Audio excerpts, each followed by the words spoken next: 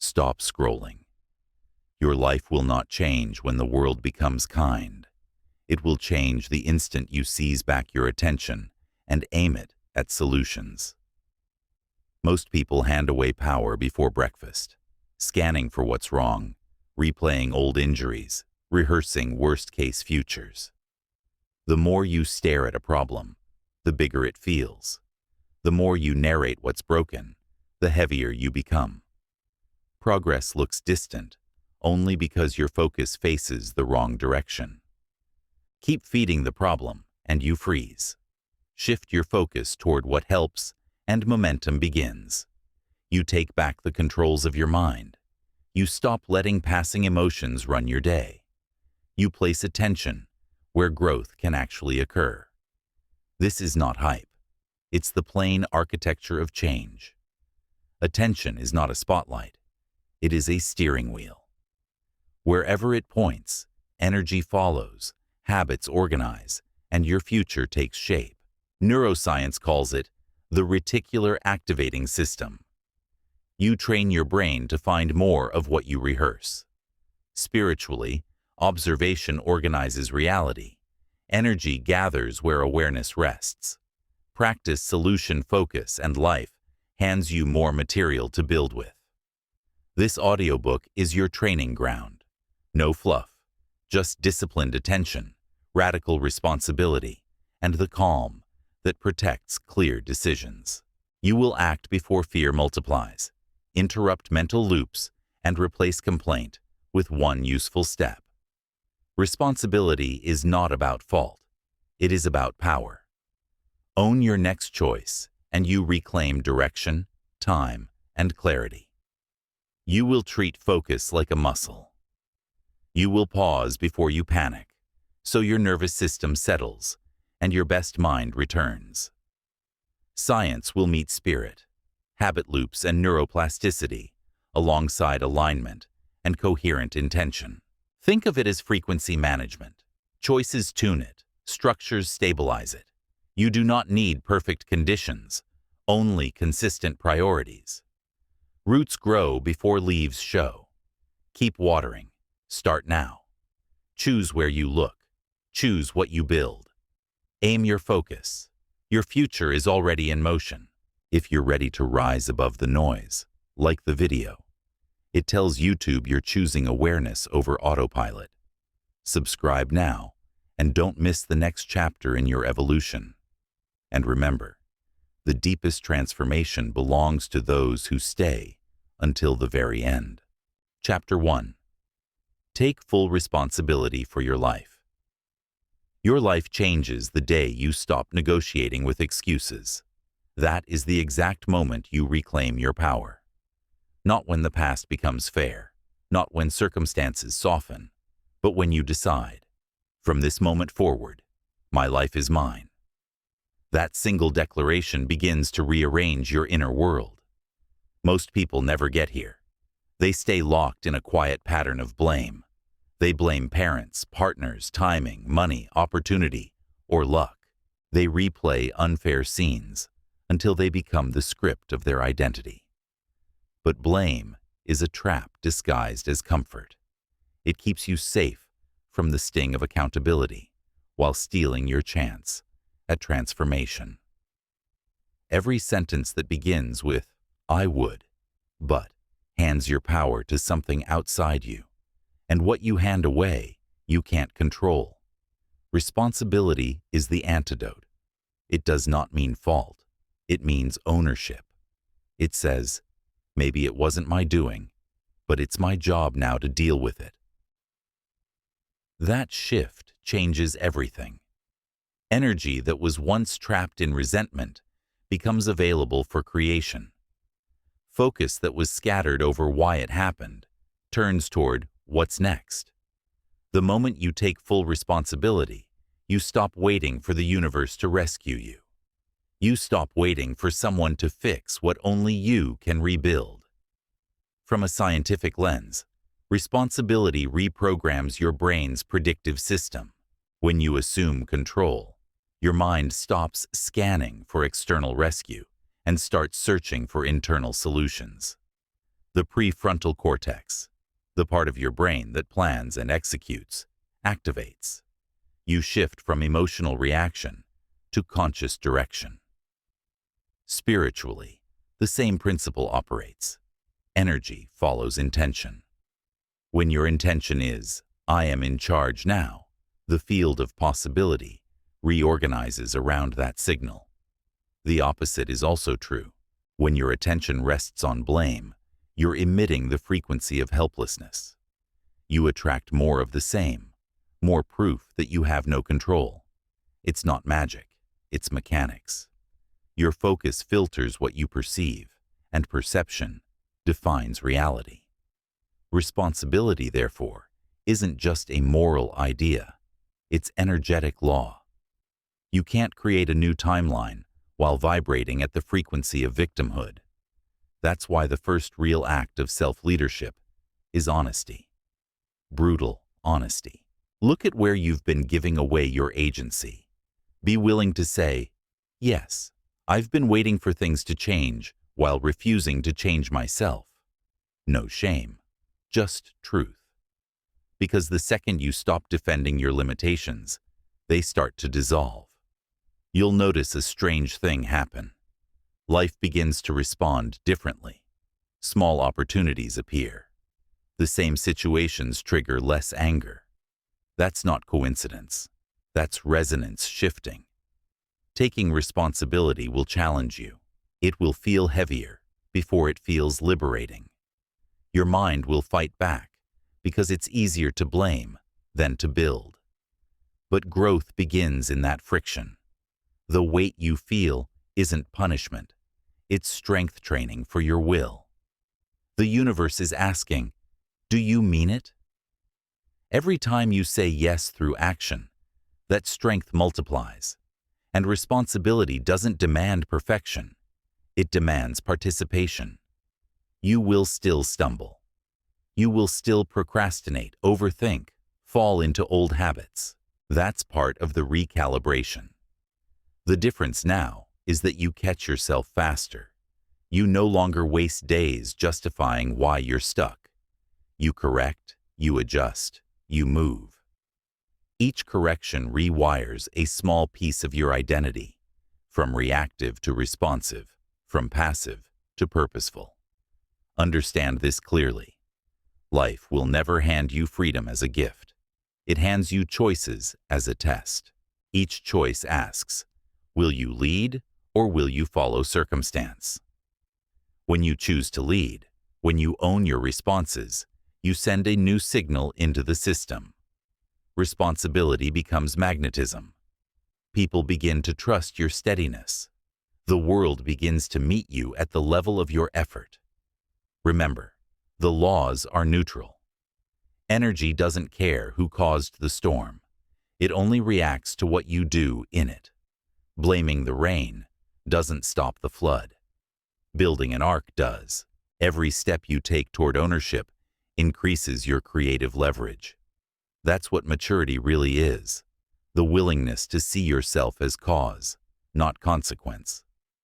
So pause and ask yourself now, what stories am I still telling that keep me powerless? What patterns have I been calling fate that are really habits? What would my life look like if I treated every outcome as feedback, not punishment? Your answers will expose your freedom, because the truth is, freedom was never lost. It was outsourced. It's time to call it home. Take full responsibility for your mind, your focus, your reaction, your next step. Not halfway, not when it's easy, every day. When you do, you'll feel a new stability forming beneath you, a quiet certainty that no matter what happens, you are capable of meeting it. That's the foundation of power. That's the beginning of solution thinking. From here on, no more waiting. No more blaming. No more wishing for someone else to make it right. It's your life. Build it. Shape it. Own it. Chapter 2. Train your focus where progress can grow. Your life always follows the direction of your focus. It's one of the simplest truths, yet the hardest to master, because focus is invisible until it's gone. You wake up, grab your phone, scroll through noise, and within minutes your attention is scattered across 100 fragments of other people's lives. Without realizing it, you begin living reactively, pulled by whatever demands the loudest sound. But a distracted mind cannot build a deliberate life. Progress, clarity, peace, all require focused energy. Where your attention goes, energy flows. Where energy flows, reality grows. That's not just philosophy, it's neurobiology and quantum mechanics converging. The brain strengthens whatever circuits it fires most. Every time you focus on frustration, that neural pathway thickens. Every time you focus on action, that one strengthens instead.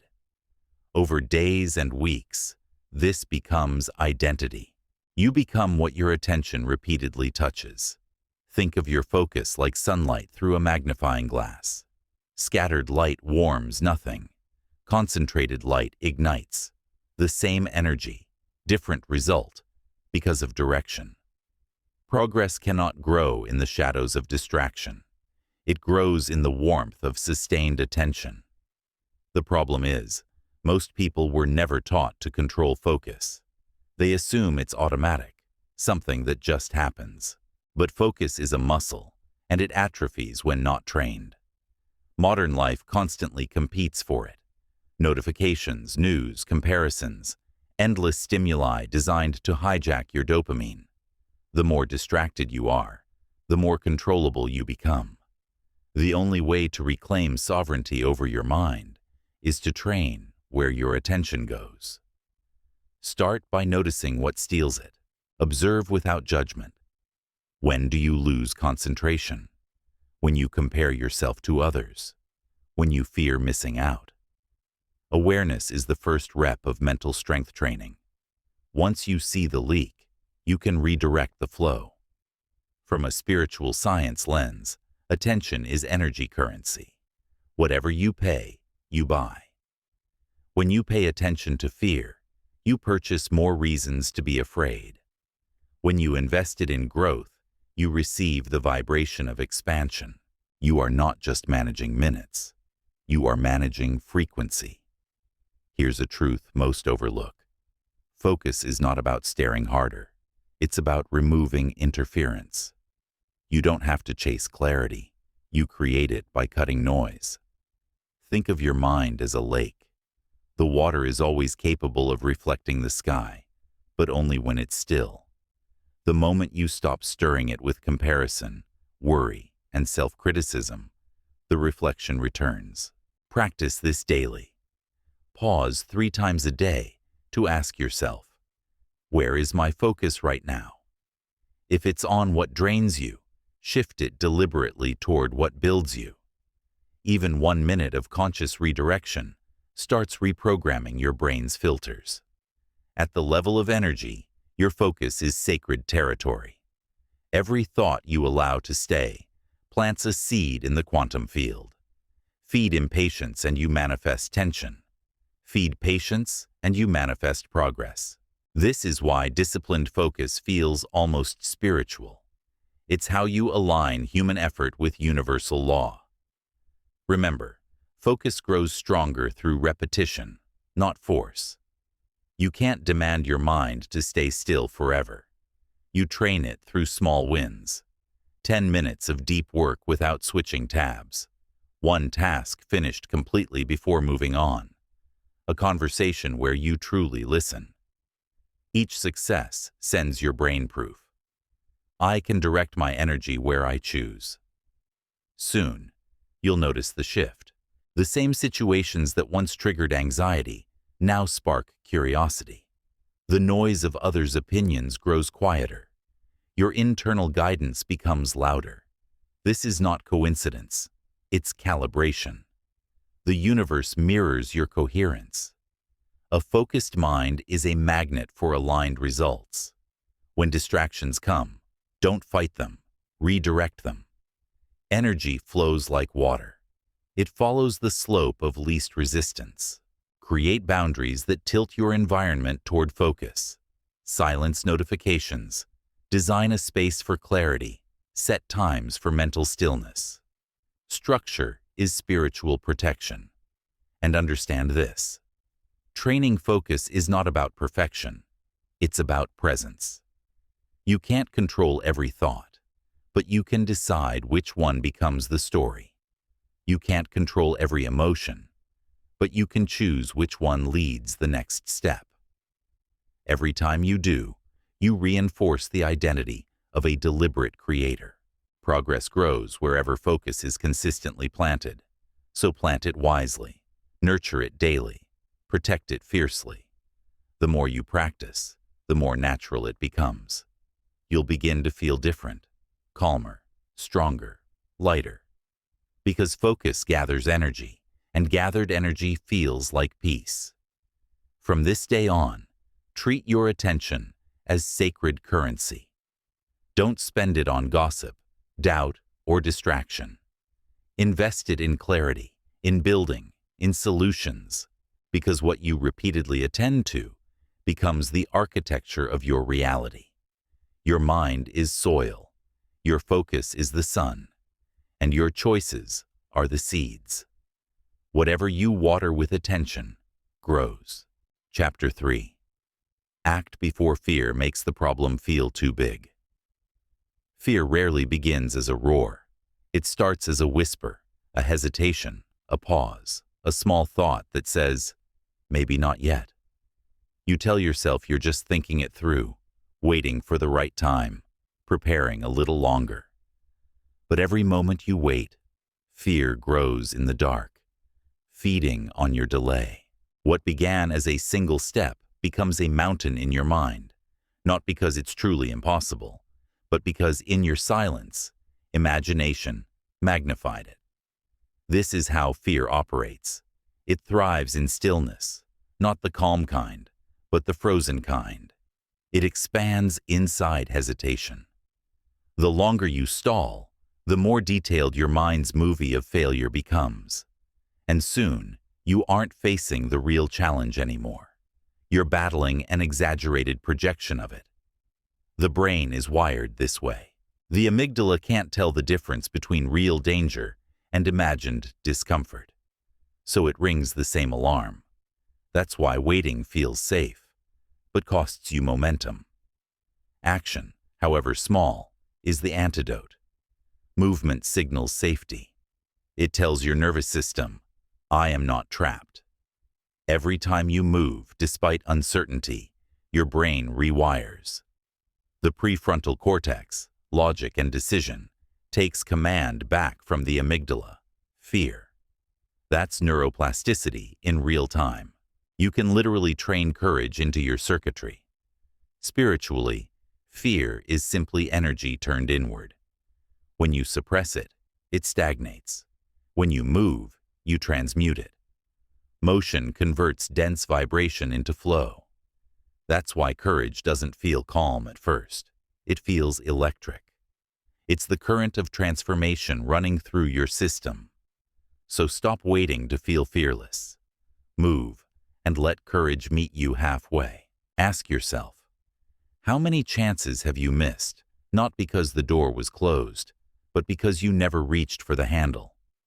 Every unmade decision teaches your brain to equate delay with safety.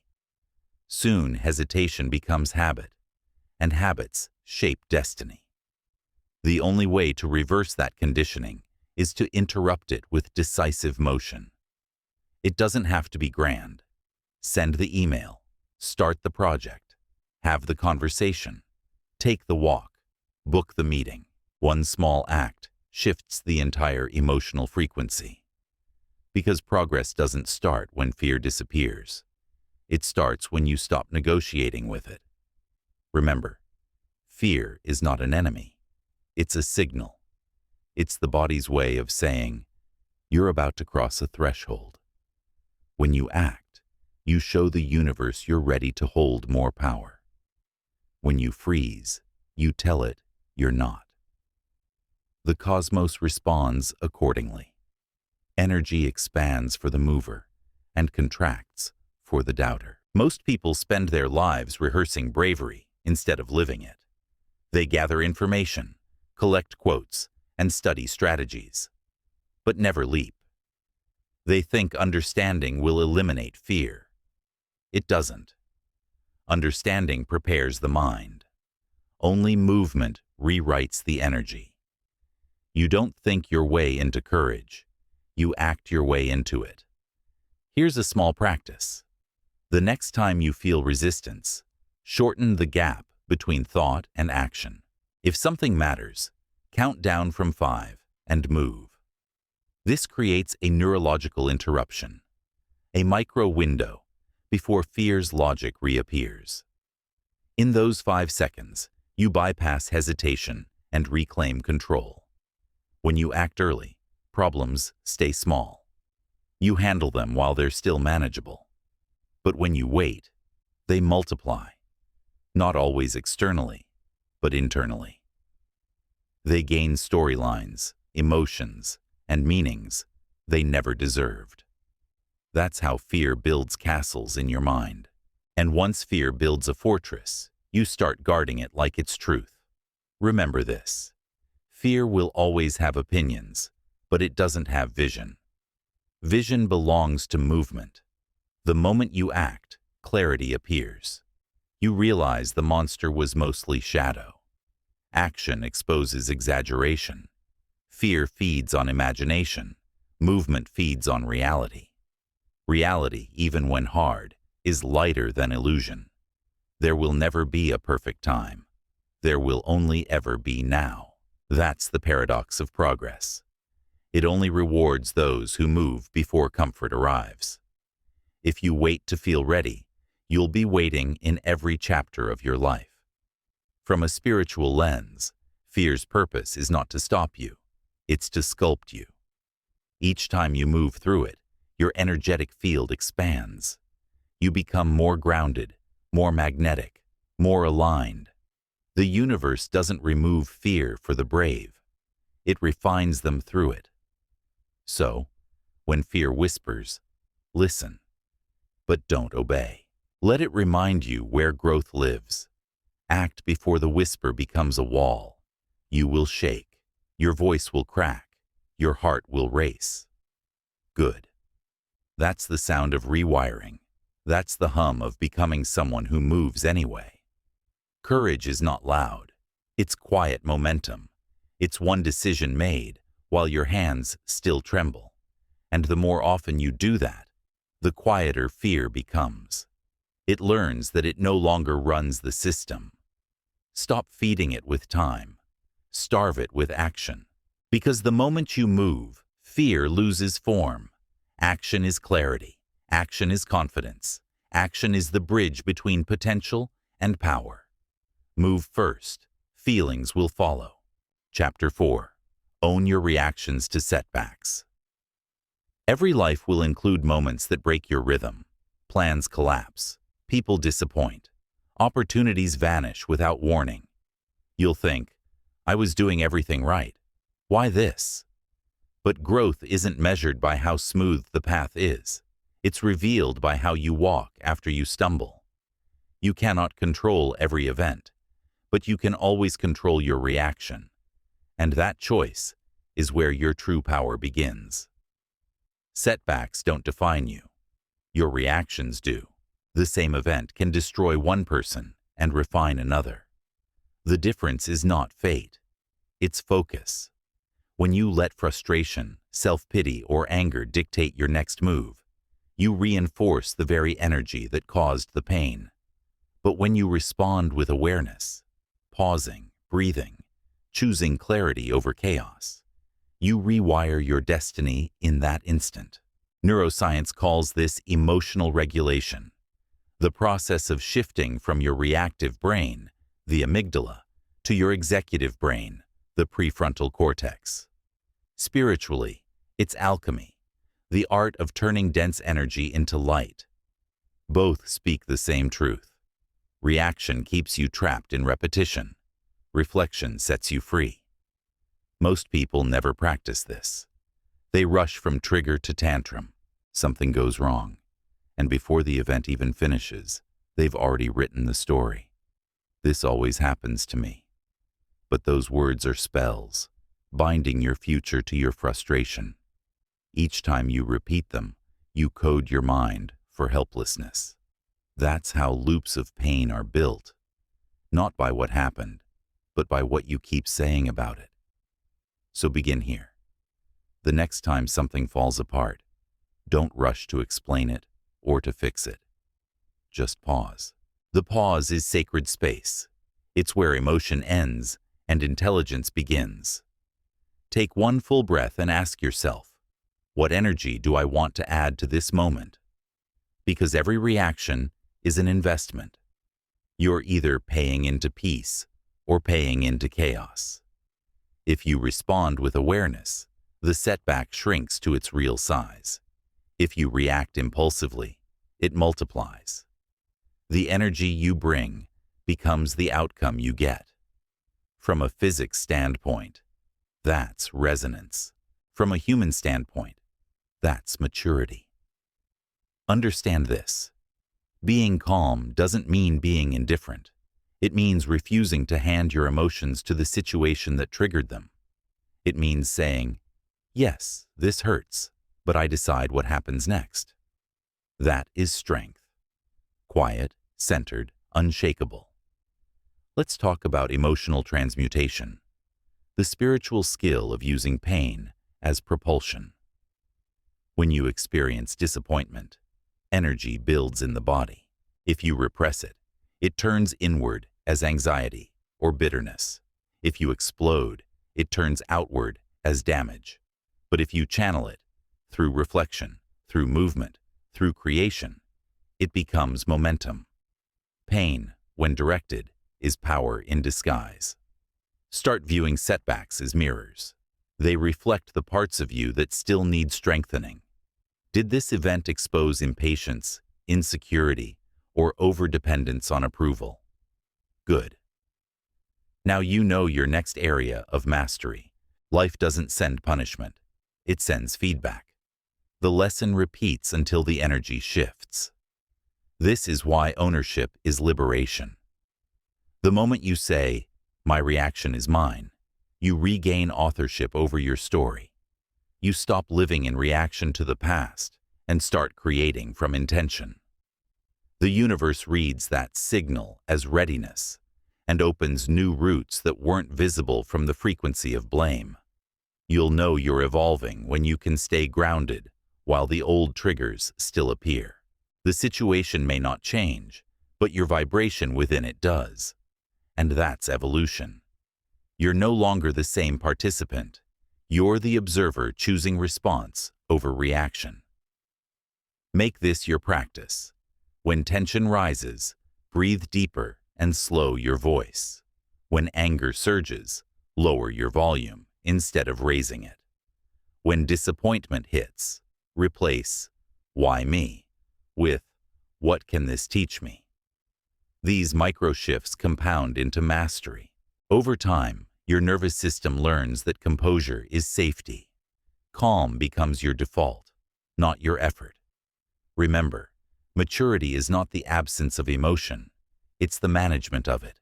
Feel everything, but be ruled by nothing. Let sadness pass through, not take root. Let frustration signal change, not sabotage.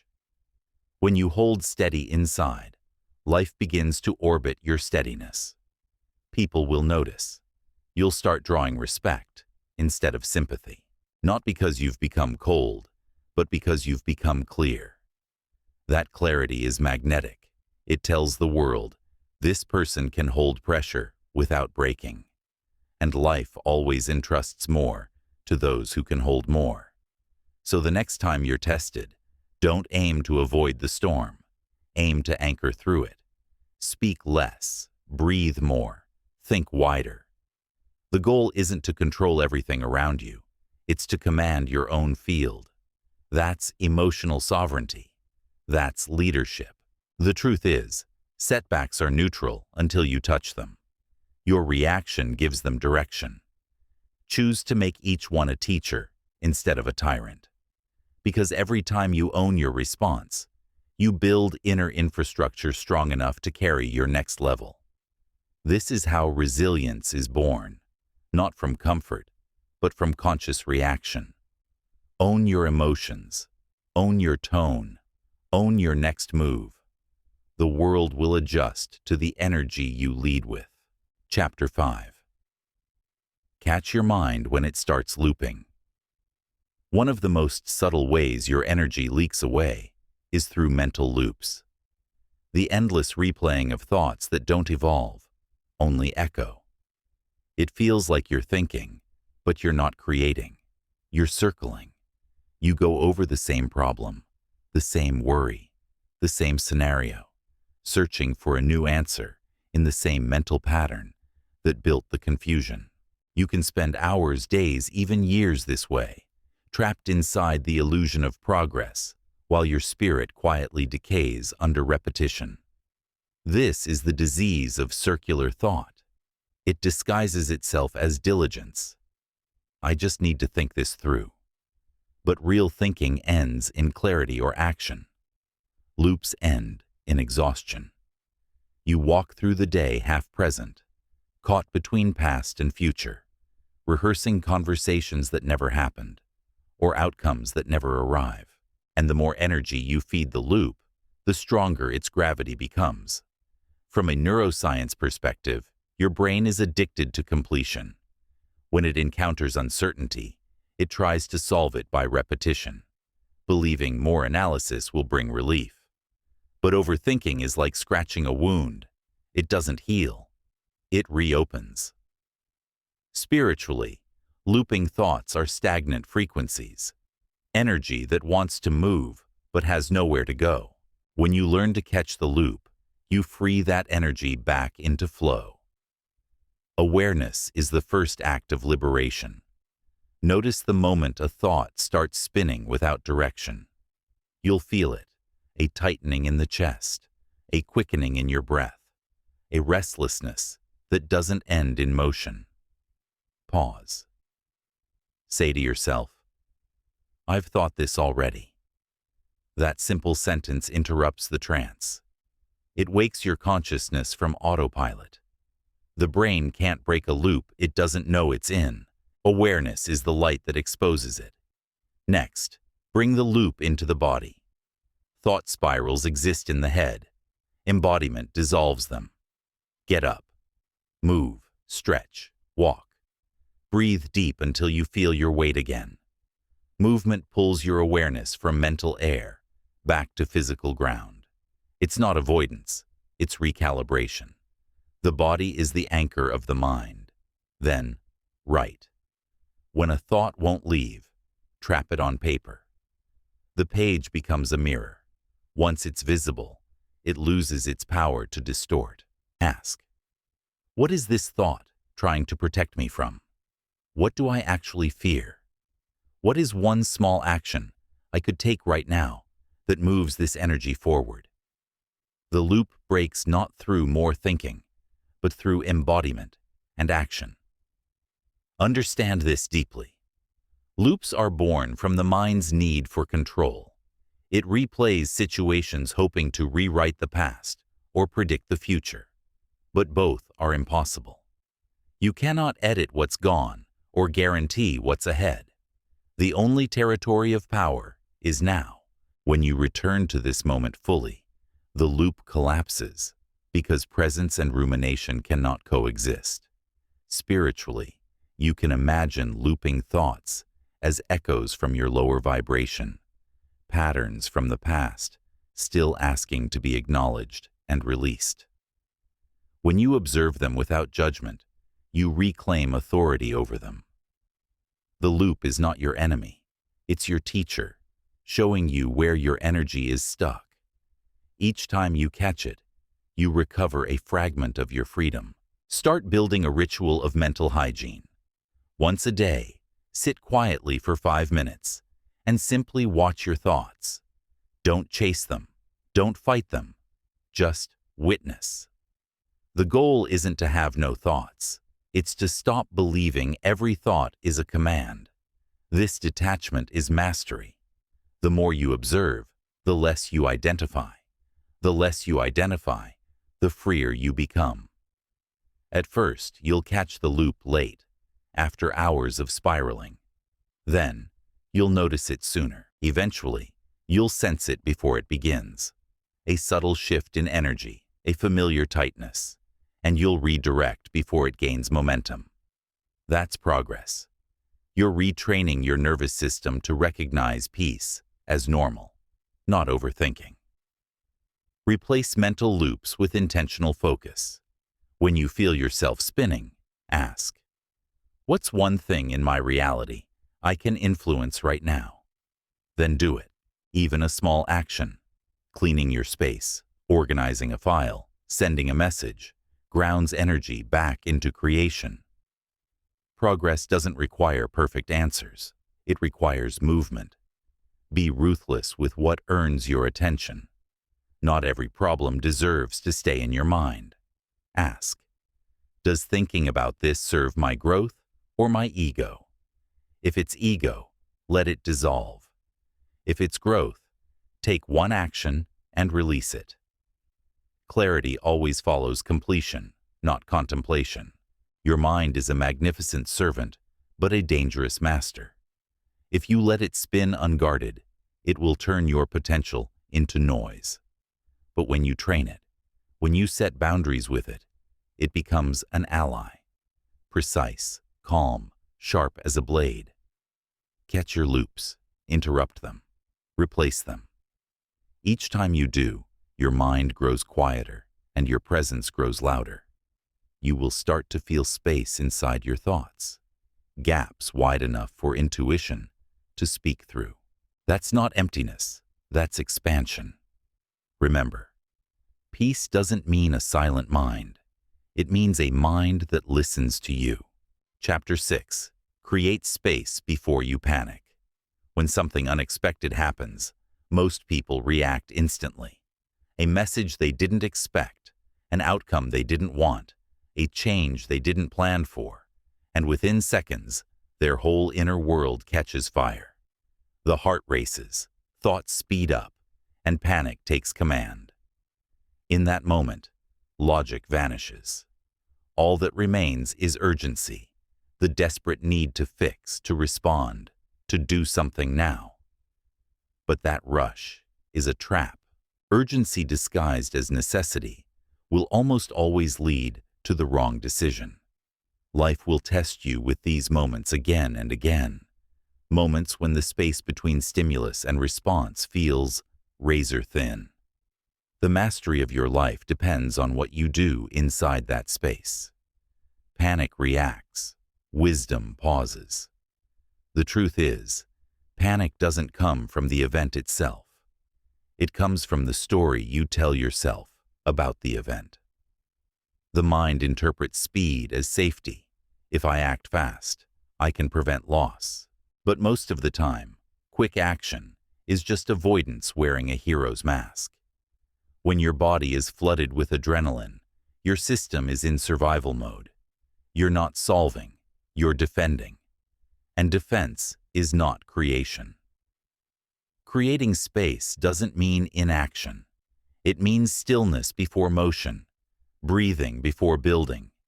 It means honoring the truth that calm decisions last longer than emotional ones. The world teaches urgency. Life rewards clarity. From a neurological perspective, this is emotional regulation. When stress hits, your sympathetic nervous system surges. Fight, flight, freeze. Creating space activates the parasympathetic system, the body's natural brake pedal. In spiritual terms, you shift from chaos vibration to coherence. The frequency of panic is dissonant. It scrambles your intuition. Space realigns your signal to clarity. So how do you create it? First, breathe. Not the shallow breath of fear, but deep, deliberate rhythm. Inhale through the nose, exhale through the mouth, twice as long. Your breath is the body's oldest code for safety. When you slow it, you whisper to your nervous system, "We are not in danger." That single act changes everything. Second, observe without interpretation. What's actually happening, not what your fear says is happening. Separate the data from the drama. Most crises shrink once you remove the exaggeration. Often, it's not the situation overwhelming you. It's your perception of it. Third, step away. Literally. Leave the room. Change your environment. Feel your feet on the ground. Space doesn't always mean time. Sometimes it means distance. Movement resets chemistry. When you move, you tell your mind that the threat has not paralyzed you. And finally, ask better questions. Panic asks, "Why is this happening to me?" Clarity asks, "What is required of me now?" The first keeps you trapped. The second moves you forward. In that shift, you reclaim authority. Spiritually, creating space is sacred neutrality. It's the void from which wisdom emerges.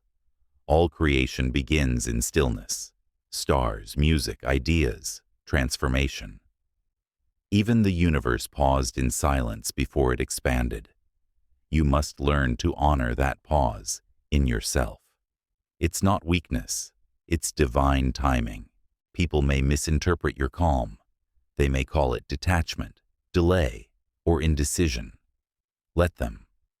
Their speed is not your standard. You are not here to match the rhythm of panic. You are here to master the rhythm of peace. The one who can stay calm in chaos holds the true power. Try this practice. Every time something triggers urgency, count backward from 10. With each number, imagine your awareness widening, your breath deepening, your center returning. By the time you reach 1, your reaction will have transformed into response. This is not superstition, it's neuroscience. 10 seconds of awareness reactivates your prefrontal cortex, the part of your brain that makes intelligent choices. Once you've created space, act with precision. Space is not an excuse for procrastination. It's the condition for right action. The goal is not delay, it's direction. When your mind is still, intuition becomes audible. You'll hear the subtle signal that was buried under the noise of panic. That signal will guide you to the next right step, the one you couldn't see while spinning. Remember, panic magnifies problems. Presence dissolves them. Space is how you stop reacting from your past and start responding from your potential. When you learn to pause, you interrupt the ancestral habit of fear and introduce a new pattern. Awareness before action. One day, this will become your natural reflex. Pressure will hit, and instead of collapsing, you'll center. Instead of shouting, you'll breathe. Instead of forcing, you'll see. The situation may still be hard, but you will no longer add chaos to it. You'll become the calm in the room, the steady signal in a storm. That kind of peace doesn't just change outcomes, it changes people. So the next time you feel panic rising, remember this truth. The world is loud, but wisdom whispers. You will only hear it in stillness. Create that stillness before you move. Breathe before you answer. Step back before you decide. The space between reaction and response is where your evolution lives. Guard it, protect it, practice it. That space is the birthplace of your power. Chapter 7. Ask yourself what would actually help right now. Most people complicate their lives not because they lack intelligence, but because they forget to ask simple questions. When things fall apart, they overthink, complain, spiral, and yet never pause long enough to ask the one question that restores clarity. What would actually help right now? It sounds simple, almost too simple, but that's where its power lies. The human mind is wired to seek problems. It loops, analyzes, dramatizes, all in the name of preparation. But preparation without direction becomes paralysis. When you ask this question, you shift your brain from emotional processing to solution orientation. You interrupt chaos with consciousness. Neuroscientifically, it's called a pattern interrupt. It stops the flood of stress hormones, gives your logical brain a foothold, and opens the door to clarity. Spiritually, it's a realignment of vibration, from resistance to receptivity. You step out of the frequency of panic and into the frequency of purpose. Try it. The next time frustration hits, stop and breathe. Then ask, what would actually help right now? Not what would feel good, not what would look impressive, not what would make people approve. What would help? It's the most practical form of mindfulness. It forces you back into the present moment, the only place your power exists. This question is a portal from noise to action. Most suffering is not caused by the problem itself, but by the mental narratives built around it. You replay what went wrong. You imagine what could go wrong. But rarely do you ask, what could make it right? The brain follows the direction of its questions. Poor questions create panic. Better questions create progress. When you ask what would help, you bring your energy from past and future into now. You stop living in the echo of what you can't change or the fantasy of what might happen. You return to where influence lives. This is not passivity. It's precision. It's taking your mind out of imagination and into movement. Sometimes the answer will be small. Drink water, take a walk, write one email, sit quietly. Other times, it will be bigger. Set a boundary, speak a truth, make a decision. The size doesn't matter. The direction does. Every helpful action, no matter how minor, creates traction. Traction builds confidence. Confidence builds momentum. From a spiritual scientific lens, the question cuts through emotional noise and restores energetic coherence. When you're lost in stress, your energy field is scattered. Focused inquiry pulls it into alignment. You feel more grounded, more capable, more connected to intuitive guidance. That inner voice that once sounded distant becomes audible again, whispering the next right move. It's also a question of self-leadership. Most people wait for external clarity, someone else to tell them what to do. But leaders ask this question internally. They take responsibility for finding the next step instead of waiting for ideal conditions. They know that wisdom rarely shouts. It reveals itself through small, practical truths. Asking what would help isn't about perfection. It's about presence. It trains you to stop reacting from emotion and start responding from awareness. Over time, it rewires your brain for solution thinking. Instead of being pulled under by life, you start guiding it. Let's practice mentally. Imagine a chaotic moment, a deadline, an argument, a wave of uncertainty. Feel your body tighten, your thoughts race. Now ask, what would actually help right now? You'll feel an immediate shift. The energy of panic disperses. The next step reveals itself. The mind's fog clears. That's clarity born of simplicity. This question also exposes self-sabotage. Sometimes, what would actually help is the very thing you've been avoiding. Rest, honesty, stillness, discipline. Asking reveals truth. Following it creates alignment. And alignment always feels lighter, even when the choice is hard. Spiritually, this practice reconnects you to universal intelligence. It reminds you that solutions already exist within the field. You just have to tune to the frequency where they live. The question is, the tuner. It brings your vibration into harmony with action instead of anxiety. Over time, this will become your instinct. Instead of spiraling, you'll pause. Instead of complaining, you'll clarify. You'll move from emotional noise to elegant precision. You'll stop draining energy on drama and start channeling it into direction. That's maturity. The discipline to simplify under pressure. Write this somewhere you'll see it daily. On your mirror, your phone, your notebook. What would actually help right now? Use it in every situation. When you're stuck, ask it. When you're angry, ask it. When you're afraid, ask it. When you're tired, ask it. It will always reveal something useful, something grounding, something true. Because life doesn't demand that you know everything. It only asks that you stay conscious enough to take the next right step. That's what this question does. It replaces chaos with clarity, panic with peace, overthinking with motion. In a world addicted to reacting, you become the one who responds, and that single skill will separate those who stay lost from those who rise. Ask it now. Ask it often. And when you do, listen, then move. That is how solutions find you. Chapter 9.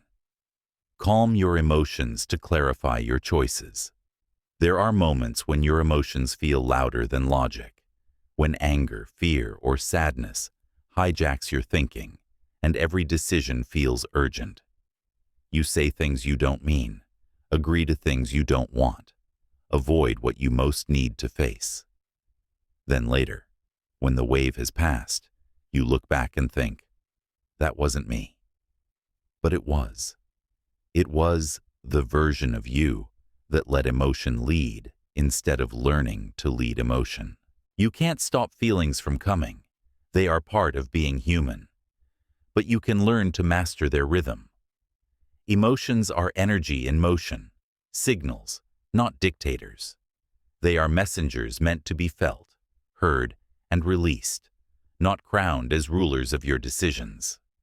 The problem begins when emotion becomes identity, when you mistake a passing storm for permanent weather. Most people try to fight emotion with logic, but logic alone can't win against the body. You must regulate before you reason. The nervous system must calm before clarity can rise. When your heart races, when your breath shortens, your body is sending the signal danger. The mind obeys, narrowing focus, exaggerating threat, reducing access to creativity. In that state, you don't see solutions, you see survival. That's why you must first calm the body, not the thought. Take a deep breath. In through your nose for 4 seconds. Hold for 4. Exhale for 6. This single act shifts your system from fight or flight to rest and restore. Your physiology opens the door your intellect couldn't. The body's peace allows the mind's wisdom to enter. Now you can observe the emotion without drowning in it. Ask yourself, what is this feeling trying to tell me? Anger might mean a boundary was crossed. Sadness might mean something meaningful needs attention. Fear might mean you're about to expand. Treat emotions as information, not commands. When you separate their message from their momentum, you regain choice. Spiritually, this is emotional alchemy. You transmute raw feeling into understanding. Every emotion carries power. When directed consciously, it becomes fuel. Unchecked, it becomes fire. The goal is not suppression, but channeling, turning reactive charge into intentional energy. Imagine yourself as an ocean. The waves, your emotions, can be turbulent, but the depth beneath them remains still. That stillness is awareness. When you identify with the waves, you crash. When you anchor in awareness, you ride them. Calm isn't absence of feeling, it's presence of depth. From a scientific view, consistent emotional calm strengthens the prefrontal cortex, the seat of decision-making. Each time you pause instead of explode, you rewire your brain toward patience, impulse control, and clarity. You are teaching your biology that peace is strength, not surrender. In practice, start small. When something triggers you, an argument, a delay, a harsh word, feel the surge. Don't rush to speak. Don't rush to solve. Just breathe. Imagine the emotion as a wave passing through you. It's not who you are. It's what you're feeling. Let it move through the body instead of through your behavior. Once you're centered, act with intention. Speak when your tone carries clarity, not tension. Decide when your mind is steady, not spinning. Respond when you can hear wisdom louder than impulse. The difference between reaction and response is only seconds, but those seconds change outcomes. This discipline builds something rare, emotional credibility. People begin to trust your presence because you are not volatile. You become the calm in the room. Your composure creates safety for others and stability for yourself. Energy respects steadiness. On a spiritual level, when you maintain calm, you align with the higher frequency of coherence, the vibration where solutions live. Turbulent emotions broadcast static. Calmness is clear signal. That's why insights, intuition, and timing often arrive right after a deep breath. Stillness opens channels logic could never find. There's a quiet kind of confidence that grows from this practice. You stop fearing emotions because you know how to meet them. Anger becomes assertiveness. Fear becomes awareness. Sadness becomes depth. Every feeling becomes a teacher instead of a thief. Start viewing emotional storms as opportunities for mastery. Each time you remain centered amid chaos, you refine your energetic balance. This is not weakness. This is warrior work. It takes courage to stay still when the world expects reaction. It takes maturity to choose peace when your ego wants noise. Remember, you cannot always control the weather of life, but you can become the captain of your internal sea. When emotion surges, you don't need to match its intensity. You need to guide it through. So the next time you feel overwhelmed, pause and remember. Calm is not avoidance, it's command. It's the bridge between emotion and wisdom, between reaction and response, between confusion and clarity. Master your calm, and life will reveal its clarity, because emotion may be energy in motion, but you are the one steering its direction. Chapter 10. Keep going even when progress feels invisible. Progress is rarely loud. It doesn't announce itself with applause or certainty. Most of the time it's quiet, subtle, a shift in thought, a small decision, a single disciplined act when no one's watching. But because the world glorifies instant success, slow progress feels invisible, and invisible progress feels like failure. That's why most people quit. Not because they can't, but because they can't see what's already growing beneath the surface. The truth is, growth has seasons. You plant in silence before you harvest in celebration. Roots form long before results appear. There's an unseen period in every transformation where life tests your patience, your discipline, and your belief in unseen momentum. That's the sacred space where character is built. Scientifically, transformation takes time because your neural pathways, your habits of thought and behavior, need repetition to change. Spiritually, it's the same law. Energy moves in cycles. Nothing blooms before it's rooted. Every pause is preparing power. Every delay is deepening your foundation. You must learn to keep walking, even when the path feels endless. When you don't feel motivated, when the evidence is missing, that's when faith becomes discipline. The kind of faith not based on optimism, but on alignment. It's the faith that says, My effort still matters, even when my emotions disagree. Most people live in a loop. They start with energy, hit resistance, lose momentum, then search for motivation again. But progress doesn't come from inspiration. It comes from integration. The moment you act without needing to feel ready, that's the moment your identity starts to evolve.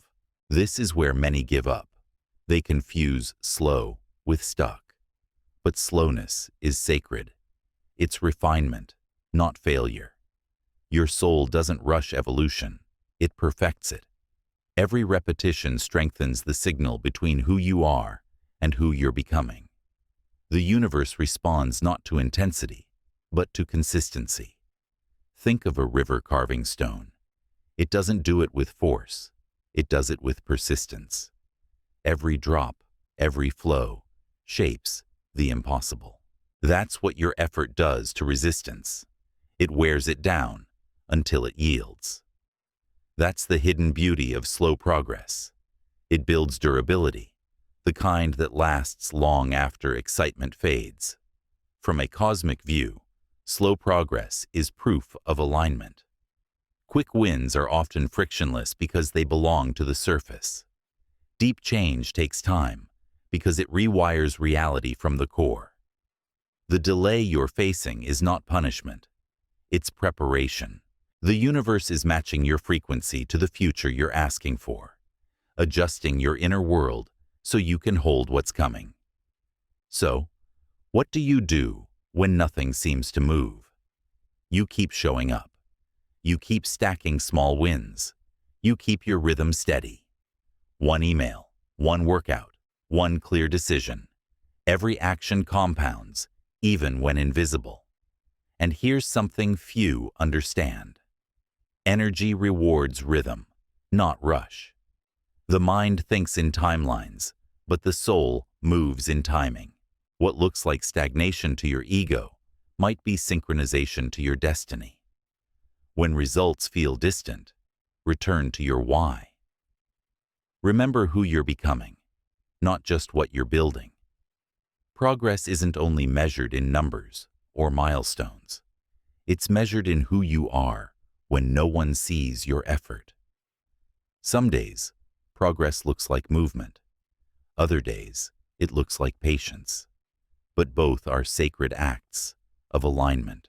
You are teaching your system endurance, the frequency of those who finish what they start. Imagine your life as a vast field.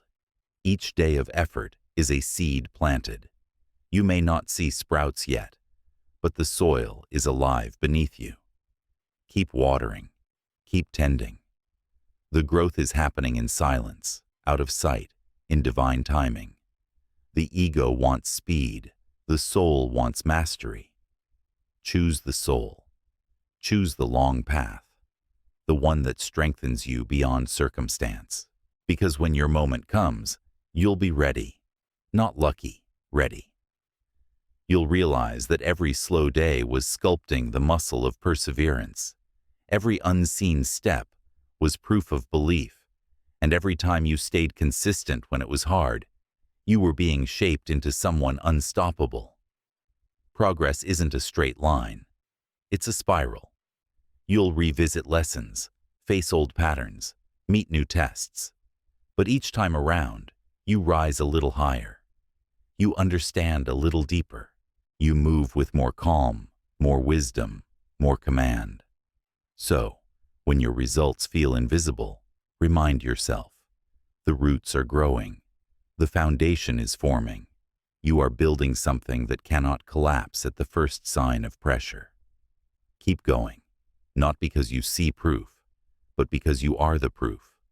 Your persistence is the progress. Your patience is the evidence. The day will come when what's been growing underground breaks through the surface. And when it does, it won't be fragile. It will be inevitable. So hold the line. Walk with faith in motion. Trust the unseen work. Because the only way to lose momentum is to stop moving. Keep going, especially when it's quiet. That's when the miracle is forming. Chapter 12. Master the art of silence and stillness. In a world addicted to noise, silence has become a rebellion. Everyone is rushing to speak, react, prove, post, and perform. But the soul doesn't grow in noise. It grows in stillness, in the quiet between thoughts, in the spaces where you stop chasing and start listening. Silence isn't emptiness. It's presence amplified. It's where wisdom gathers before it turns into words. Most people fear silence because it reveals truth. When you're still, the noise within rises to the surface. The doubts, the desires, the unresolved echoes of your own energy. But if you stay long enough, the chaos settles, and underneath it, you hear something deeper. Intuition, clarity, guidance. That's why silence feels uncomfortable at first.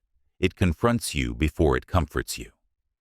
Scientifically, the brain in stillness enters alpha and theta states, the same frequencies that activate creativity, healing, and insight.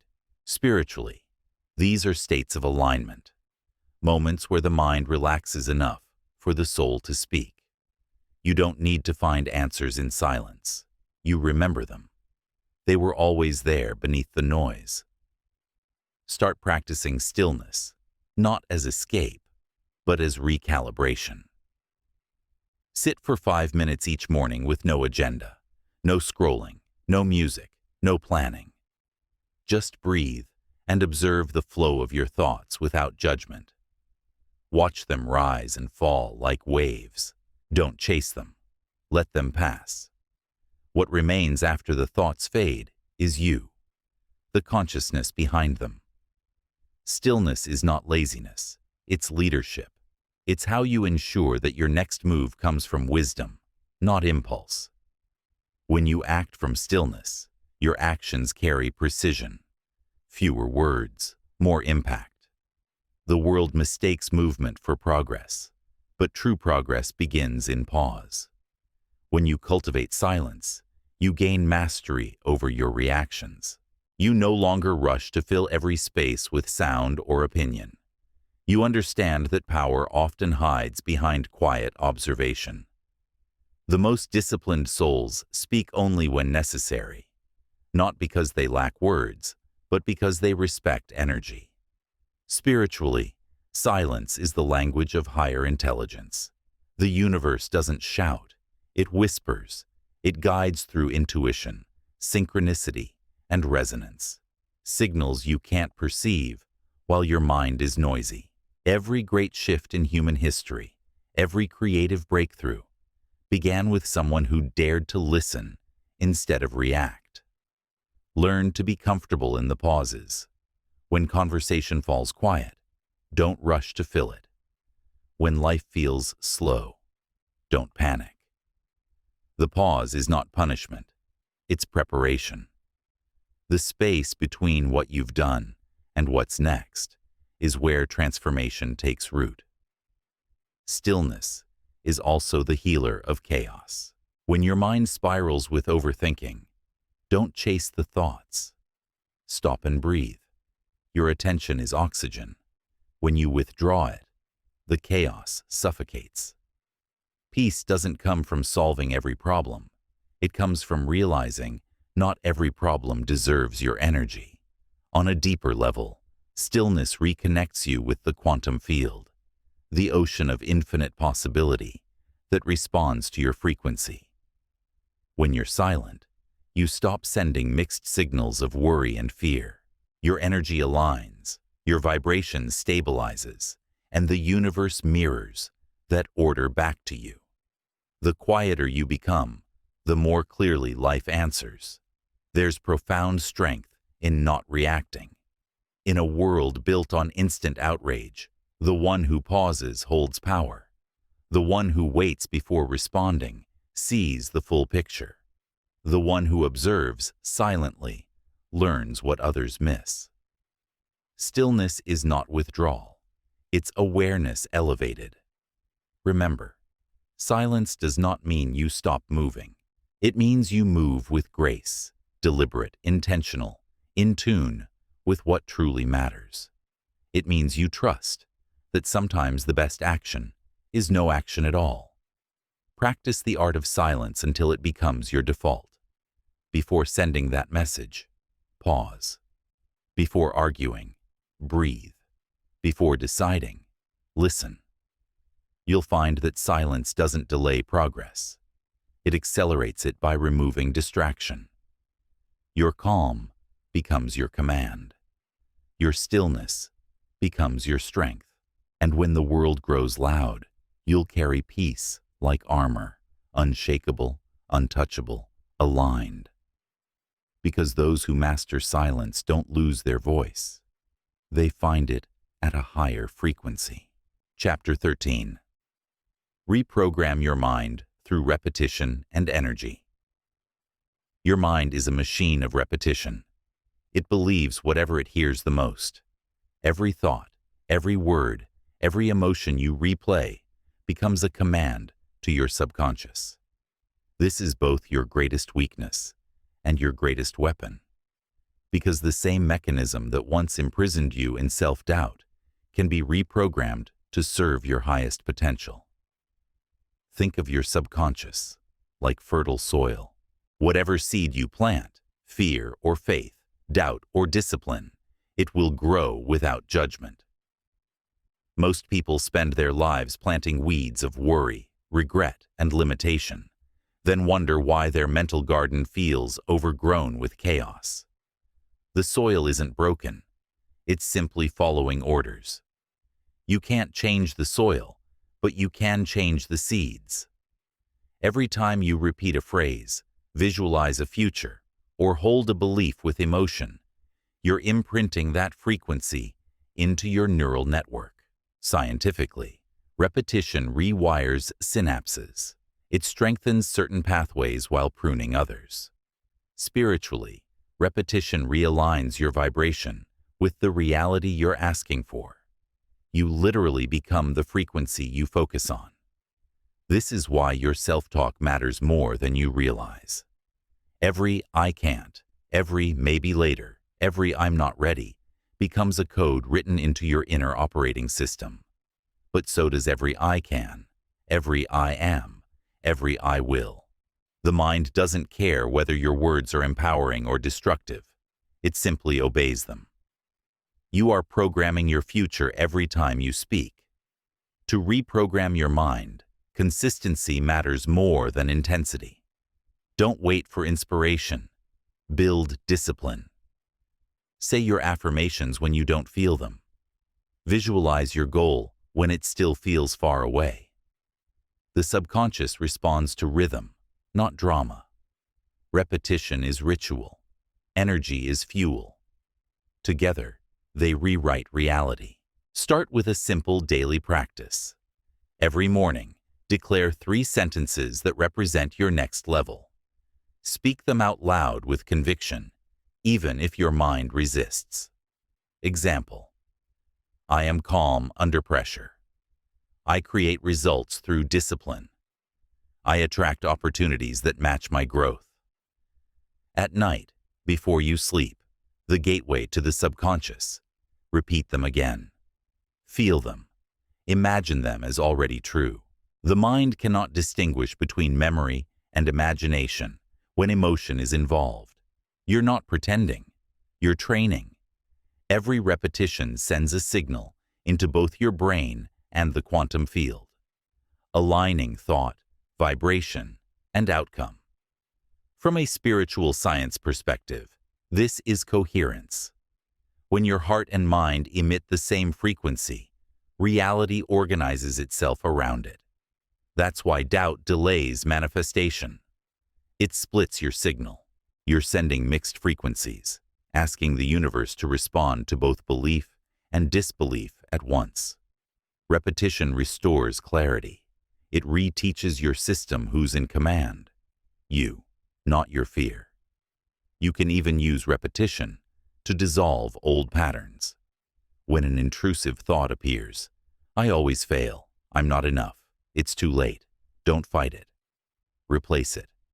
Say out loud, that's the old program. I'm choosing a new one.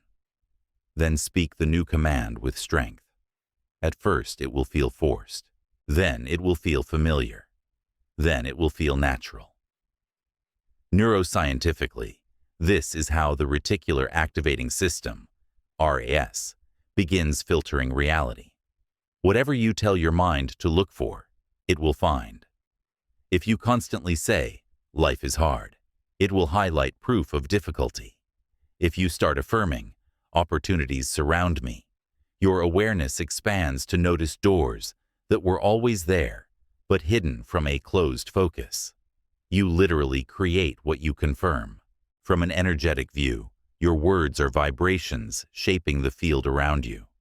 Each repetition strengthens the signal, like tuning a radio to a specific frequency. The more consistent the signal, the clearer the reception. So, don't underestimate the small daily rituals. Your future is not built by grand breakthroughs.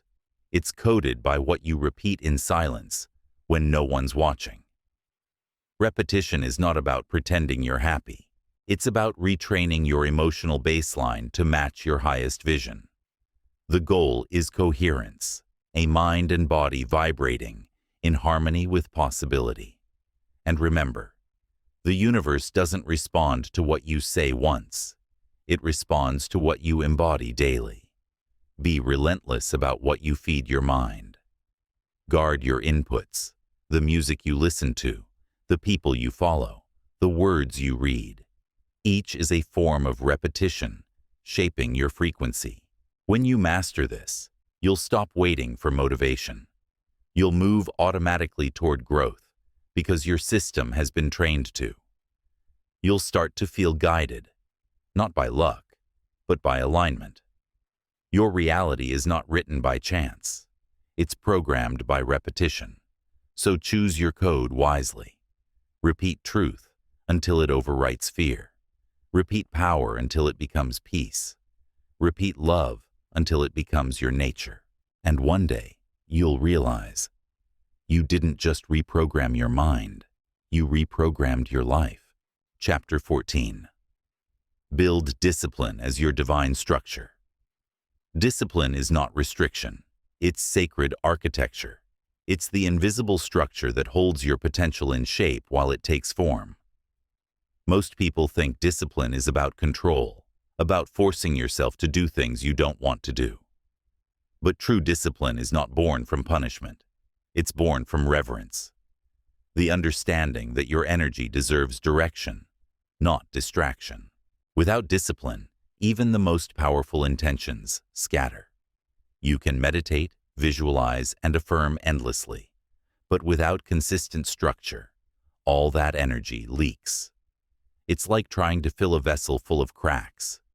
Effort without form creates exhaustion, not evolution. Think of discipline as the spine of your destiny. It doesn't cage your freedom, it sustains it. Freedom without structure is chaos. Freedom through structure is mastery. Every great creator, athlete, artist, or sage built their legacy not from constant inspiration, but from disciplined devotion. They didn't wait for the muse. They created a life that summoned it daily. From a scientific lens, discipline rewires the brain's reward system.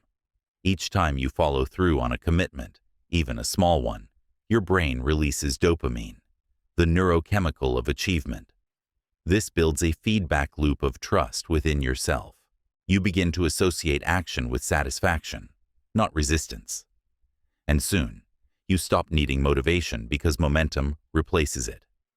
Spiritually, discipline is self-respect in motion.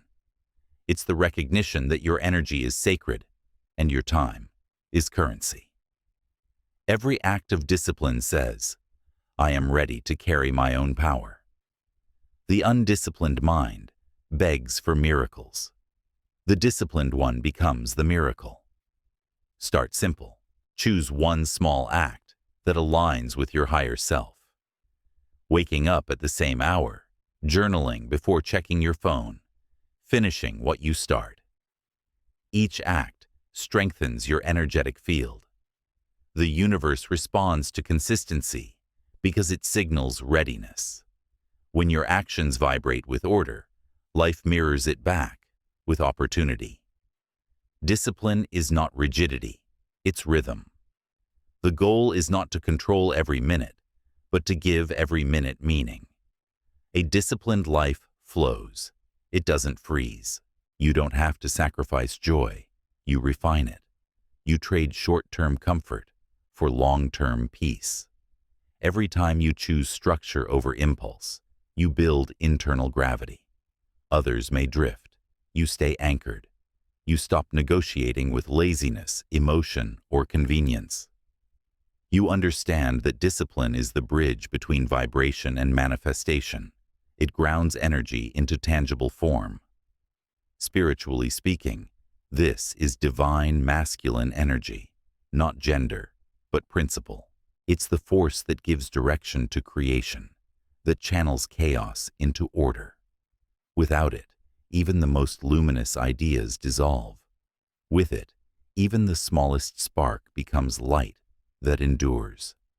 You will not always feel like doing the work, and that's the point. Discipline trains you to act beyond emotion. Feelings are weather. Discipline is climate.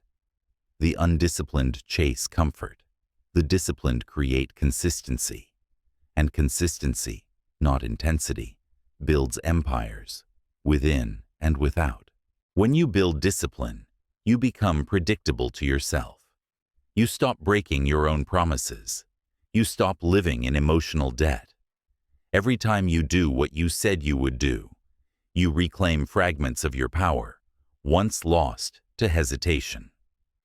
The mind resists discipline because it equates change with danger. But as you prove to yourself that structure leads to peace, not pain, the resistance fades. You begin to crave the order that once felt like sacrifice. That's evolution, when the new way becomes your nature. On a cosmic level, discipline aligns your frequency with divine timing. Chaos vibrates erratically. Consistency vibrates clearly. When your energy emits the same signal day after day, reality knows where to meet you. You stop chasing opportunities. You attract synchronized ones. Ask yourself, what daily habits mirror the person I'm becoming? Then commit. Even one disciplined action anchors your intention into matter.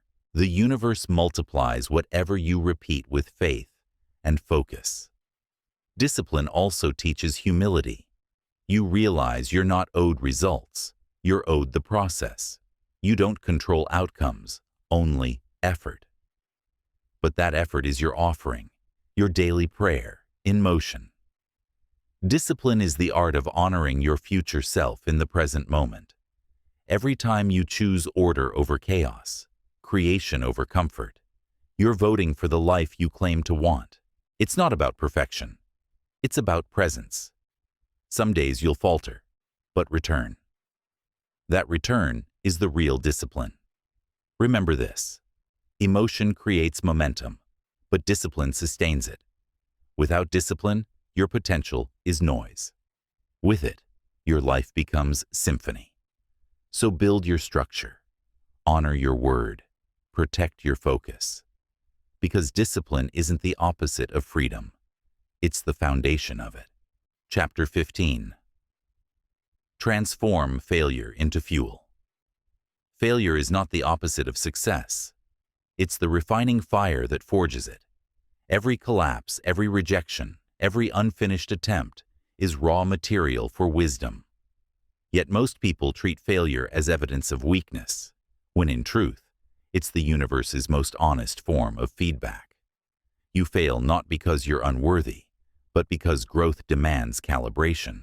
Life is a constant experiment in alignment, learning what resonates, what drains, what builds, and what breaks. Every failure is data, not damnation. The question is never, why did this happen to me? But, what is this teaching me about how to move next? Spiritually, failure is not punishment. It's initiation. The soul uses contrast to sculpt clarity. Without falling, you'd never learn balance. Without rejection, you'd never refine your resonance. The people and paths that crumble under you are not betrayals. They're eliminations of what cannot carry you forward. From a scientific lens, failure is simply feedback loops in motion. The brain learns through error correction. Neurons rewire when outcomes don't match expectations. Every mistake strengthens precision, adaptability, and emotional tolerance. It's how evolution works, both biologically and energetically. But here's the secret most people never master. Failure only hurts when you stop moving. Motion transforms pain into progress. Stagnation turns it into suffering. When you keep walking, even wounded, even uncertain, you turn failure into fuel. The greatest creators, thinkers, and leaders understood this truth. Failure refines character faster than success ever could. Success seduces you into comfort. Failure sharpens awareness. Success whispers that you've arrived. Failure reminds you to evolve. Spiritually, failure is your mirror. It reveals where ego was, louder than intuition. It asks, were you building from fear or from flow? From pressure or from purpose? When you answer honestly, you rise wiser, not bitter. There's a cosmic law at play here. What you resist persists. When you run from failure, it repeats in louder form. When you face it, understand it, and integrate its lesson, the pattern dissolves. Failure loses its sting the moment you extract meaning from it. Try this. The next time you experience a setback, instead of spiraling, pause and ask 3 questions. What truth is this failure revealing? What skill or strength is it forcing me to develop? What energy or expectation must I release to move forward lighter? Answer them honestly. Write them down. You'll find that failure was never the enemy. Avoidance was. From an energetic view, every time you transmute disappointment into wisdom, you raise your vibration. The frequency of learning is higher than the frequency of loss. That's why those who keep growing after failure seem magnetic. They're literally glowing with integration. Let go of the idea that you need to get everything right the first time. Mastery is born from iteration, not perfection. Every failed attempt strengthens your energetic tolerance, your ability to hold tension without collapsing. That's spiritual endurance, and it's rare. The reason failure feels heavy is because the ego interprets it as identity collapse. If I failed, I must be a failure. But your soul knows better. It understands that every ending is simply redirection.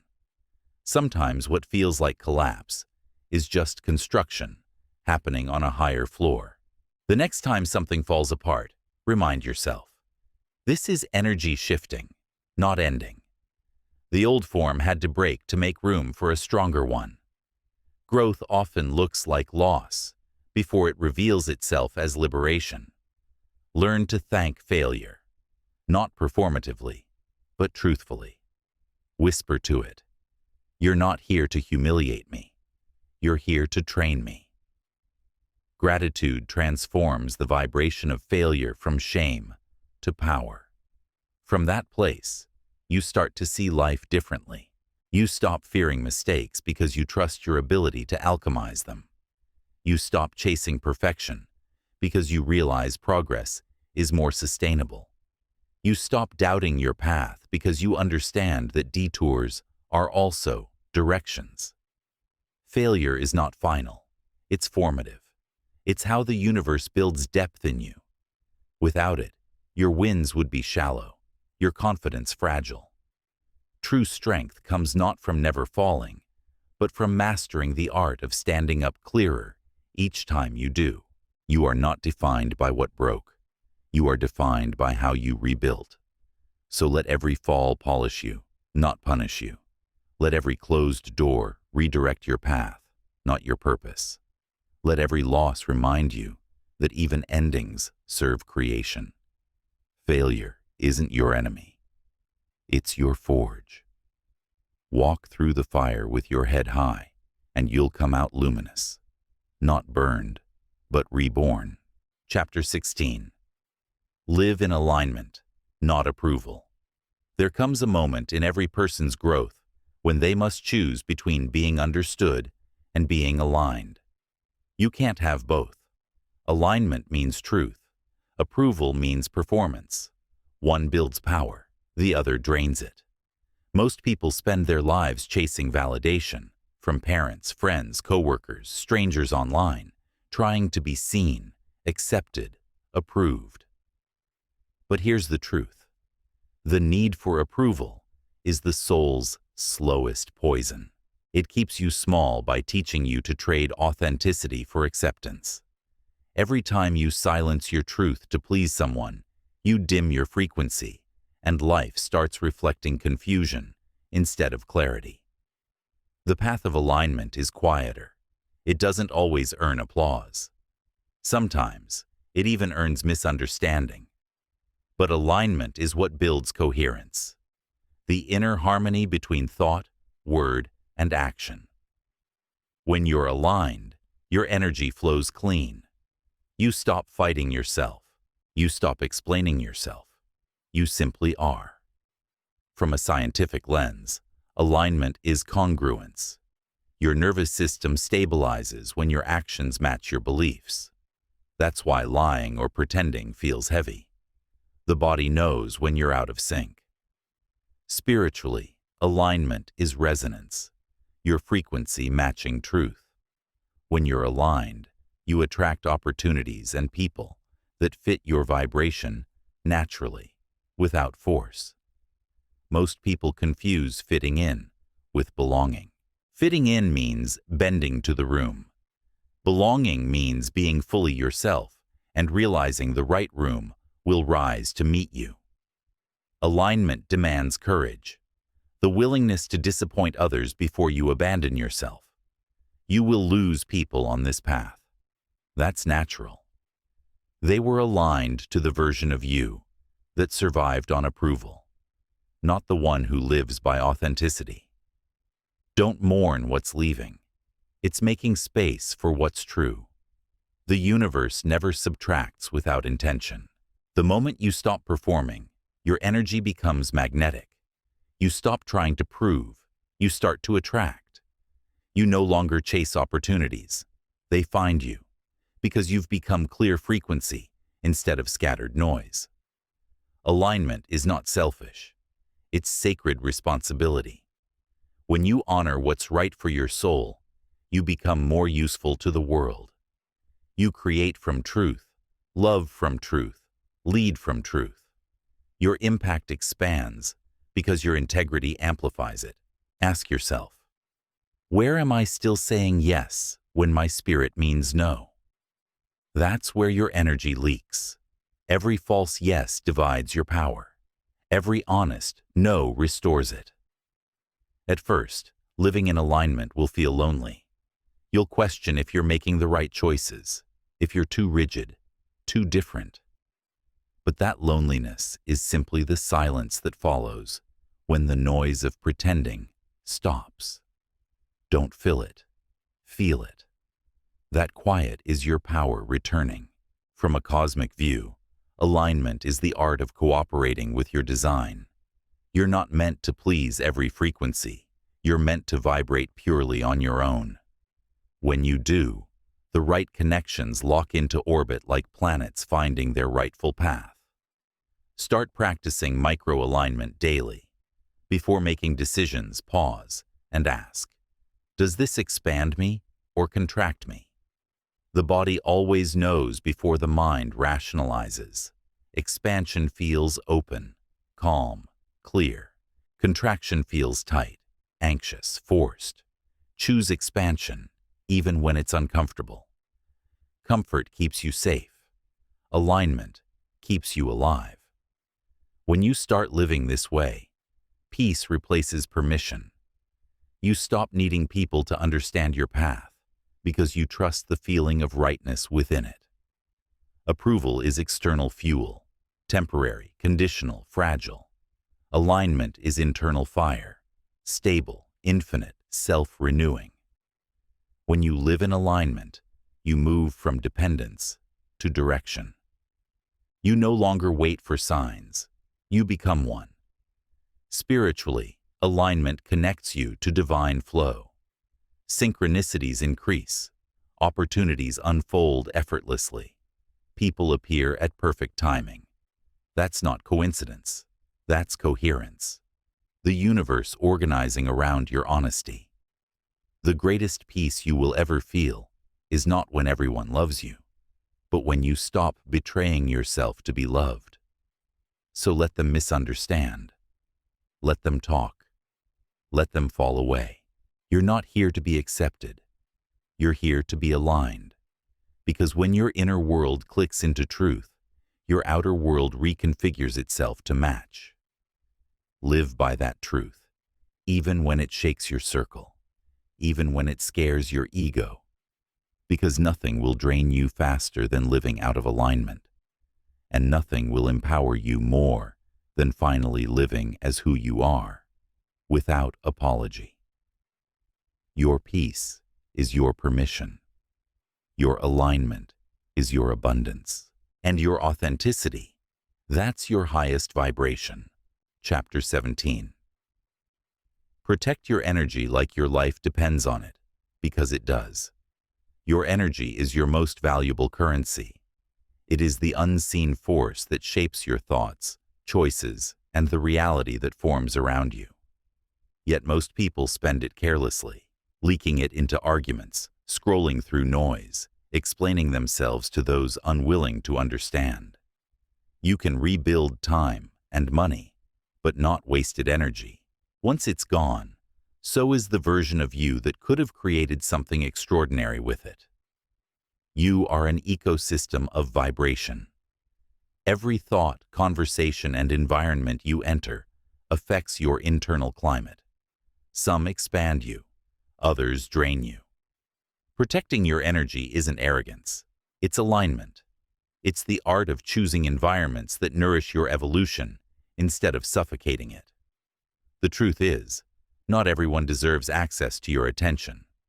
Energy exchange is sacred. Every interaction is an investment. Some people multiply your focus, others fracture it. Some leave you peaceful, others leave you heavy. Pay attention.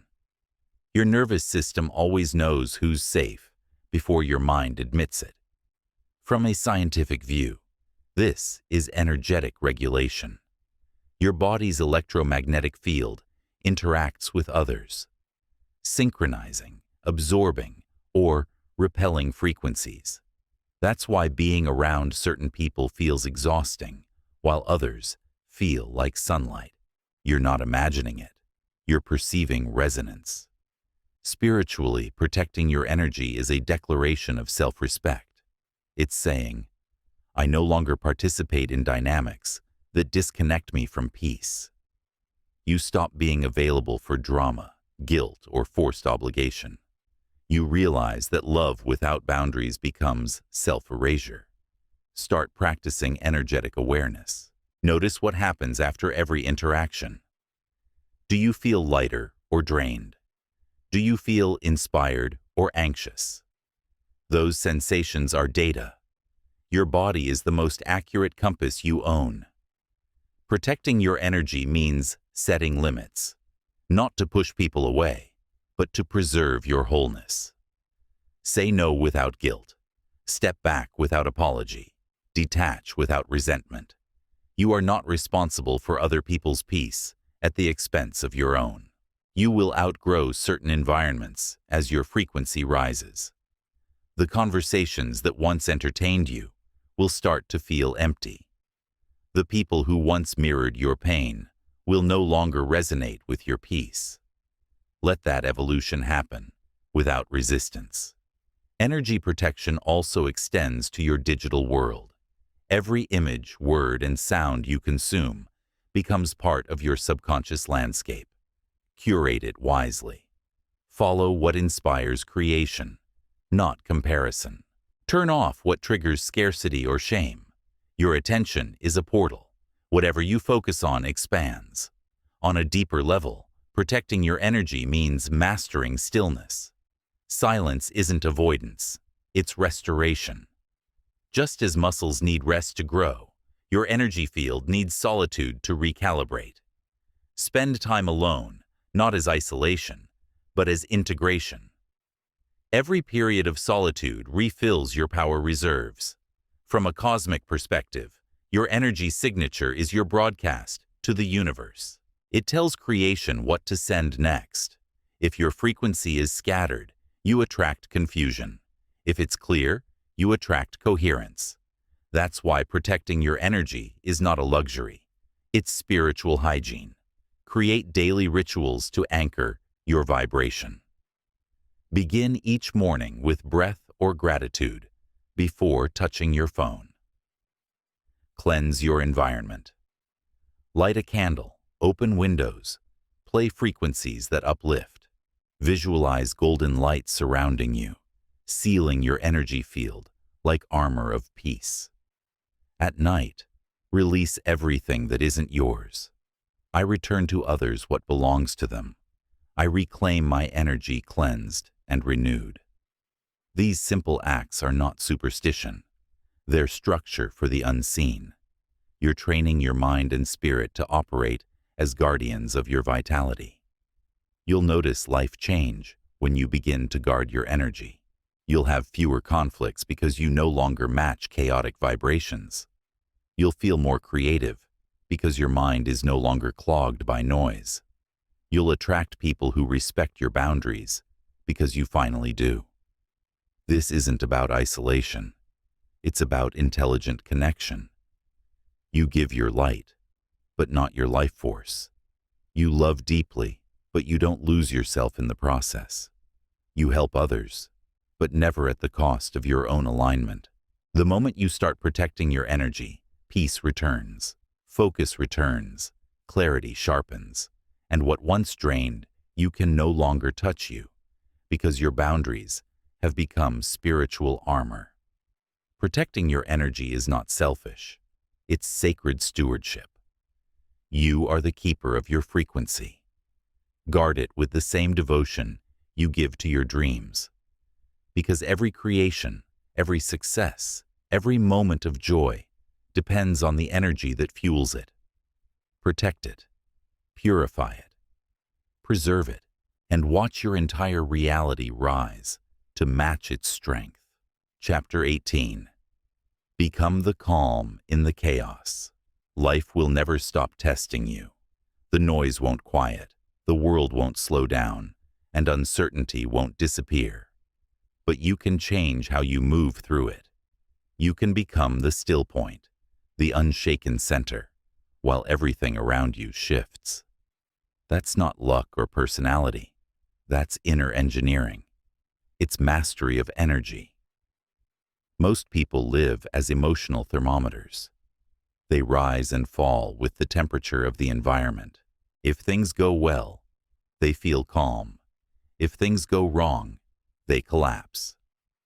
But peace that depends on circumstance isn't peace, it's pause. True calm is independence from external chaos. It's the discipline of returning to neutrality, even when the world around you is burning. When you become the calm, you become the leader.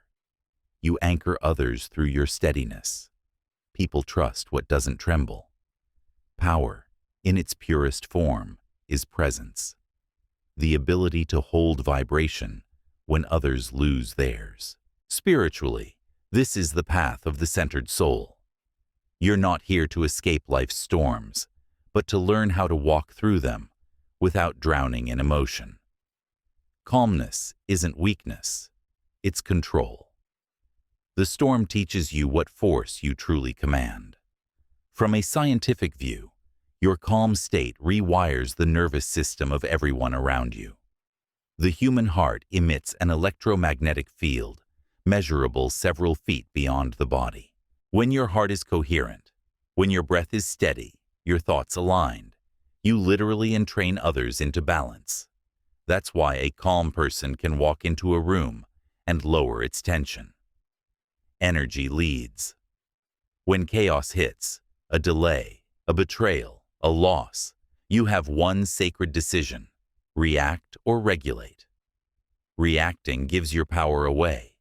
Regulating reclaims it. Close your eyes. Breathe in for 4. Hold for 4. Exhale for 6. Feel your awareness drop from your head into your chest.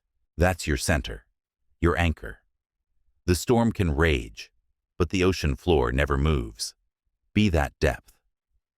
Calm doesn't mean indifference. It means clarity. It's seeing the full picture when everyone else is blinded by fragments. It's responding to reality, not to panic. The calm mind doesn't need to prove, defend, or rush. It moves with precision. When you embody calm, life begins to organize around it. You stop attracting drama because your energy no longer matches it. You stop chasing urgency because you understand that presence is more productive than panic. You stop fearing loss because you trust your ability to rebuild anything from peace. Spiritually, calmness is power condensed. It's the vibration of mastery. The calm one is not detached. They are deeply aware, deeply connected, yet never consumed. They walk with quiet confidence because they know that nothing outside can define what's within. You can train this calm. Every moment of irritation, every unexpected problem is practice. Life is your dojo. Chaos is your teacher. When you meet frustration, don't rush to fix it. Breathe through it. When you feel attacked, don't fight back. Stay present. When plans collapse, don't spiral. Observe. Calm is built repetition by repetition, like any muscle. From a cosmic lens, calmness aligns you with the rhythm of the universe. Stable, unhurried, infinitely intelligent. Chaos is a symptom of disconnection. Calmness is proof of union. When you're in flow with universal order, you no longer resist. You respond. You no longer fear what's coming. You meet it as invitation. Make calm your default frequency. Before reacting to messages, pause. Before defending your ego, listen. Before judging others, breathe. The one who controls breath controls vibration, and the one who controls vibration shapes reality. When you live from calm, you become unshakable. You no longer need the world to be quiet to find peace. You bring peace wherever you go. That is spiritual leadership, not the absence of fire, but mastery of it. And soon, you'll notice something profound. The more chaos surrounds you, the deeper your stillness becomes.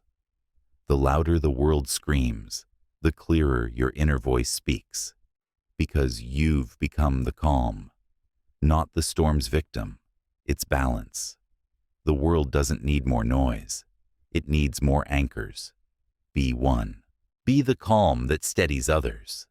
Be the eye in the storm. Be the proof that peace is not found. It's created from within.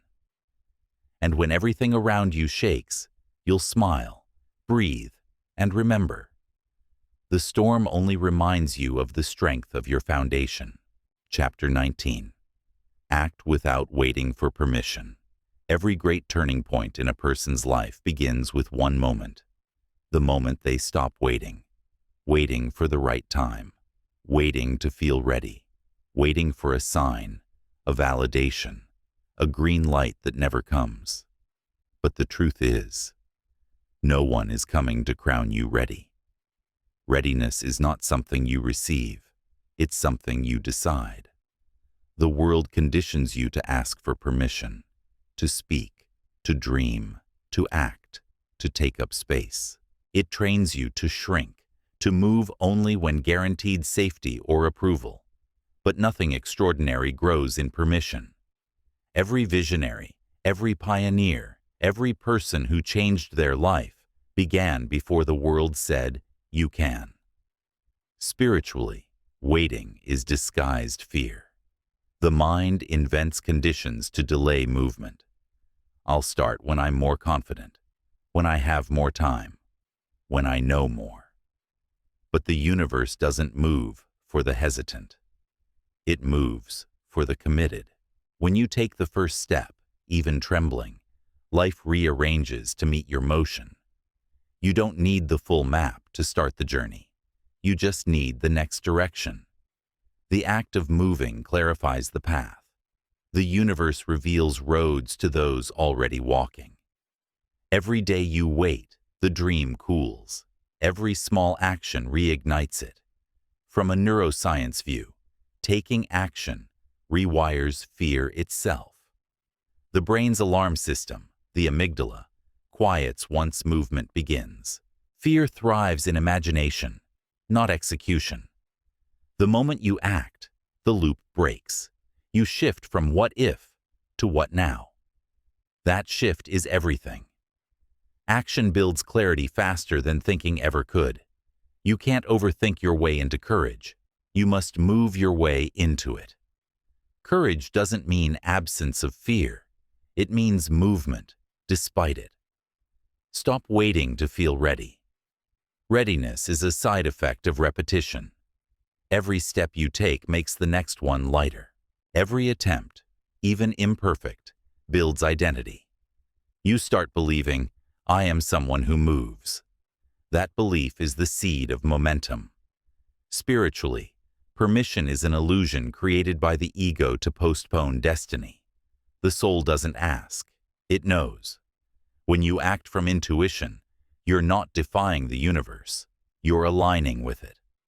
The hesitation you feel is not warning, it's just friction between old frequency and new direction. Make movement your mantra. When the mind says, "But what if it fails?" reply, "Then I'll learn faster." When it whispers, "I'm not ready," answer, "Neither is anyone who grows." Every great creation looks reckless before it looks wise. Don't expect applause at the beginning. People clap once the risk turns into results. You're not here to be understood at first. You're here to build proof. The moment you start acting without external validation, your power multiplies. You stop chasing permission because you finally realize you were the authority you were waiting for. From an energetic perspective, action amplifies vibration.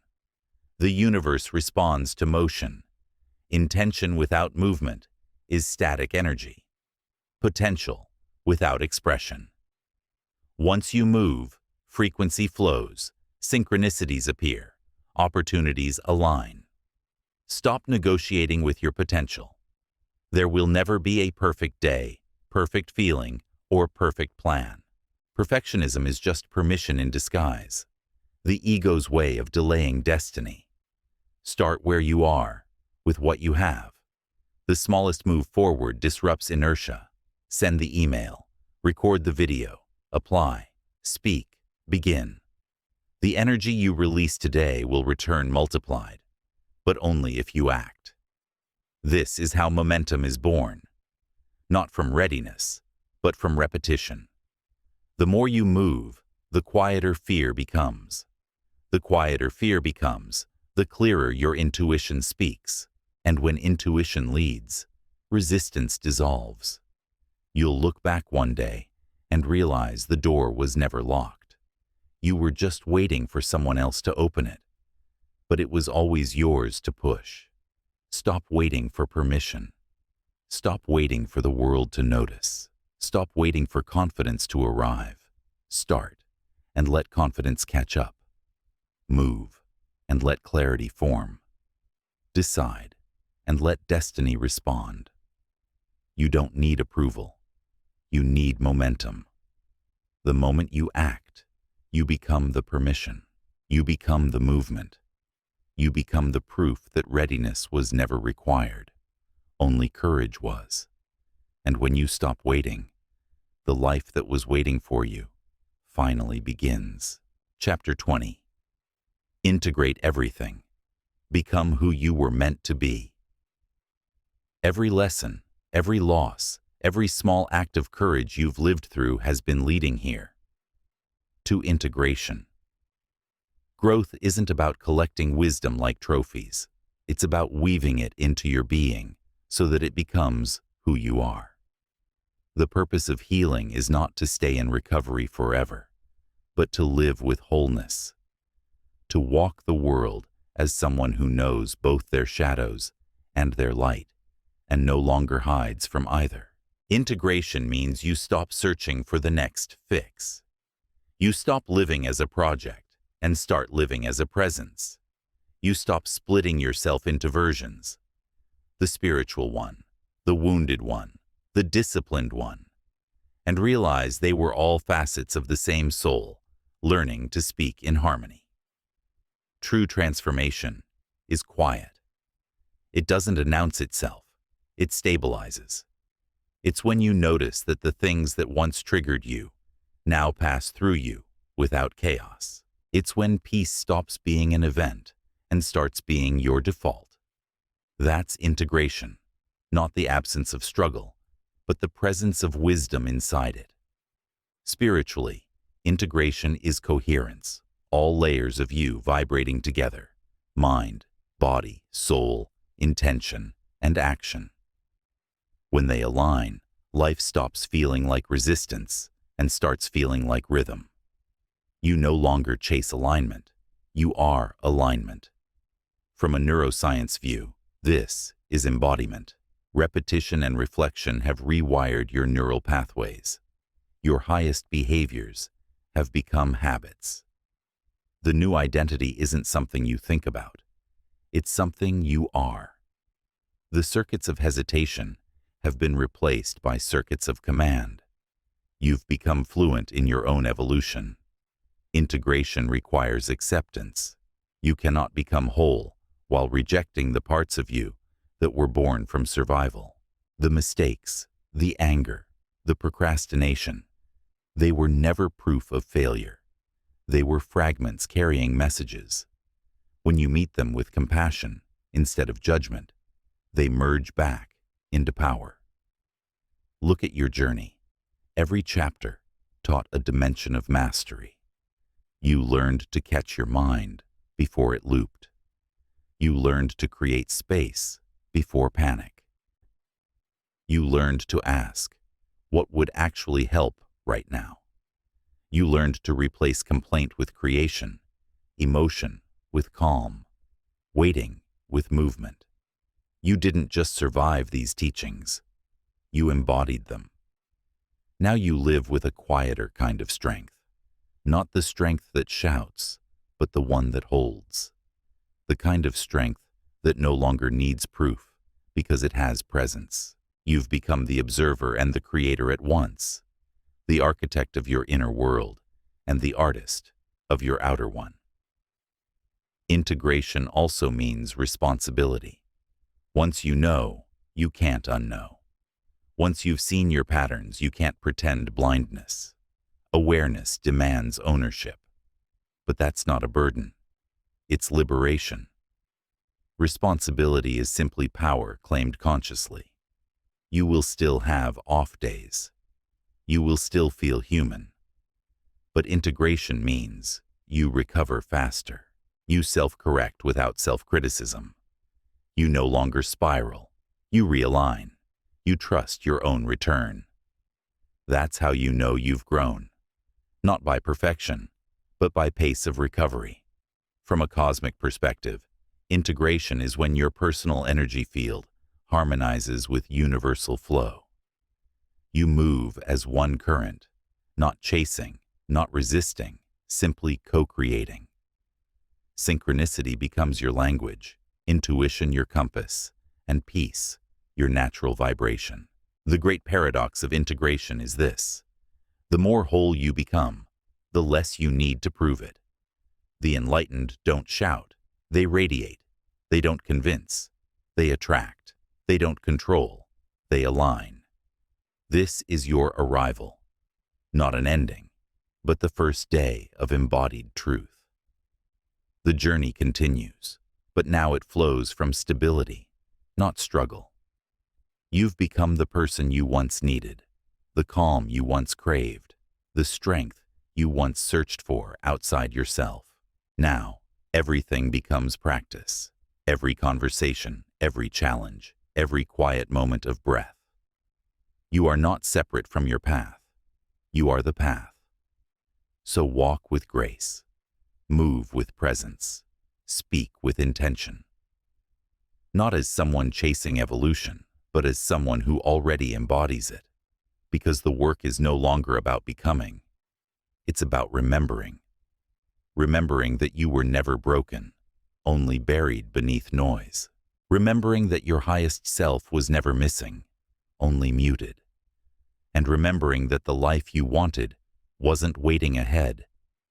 It was waiting within. You have integrated. You are whole.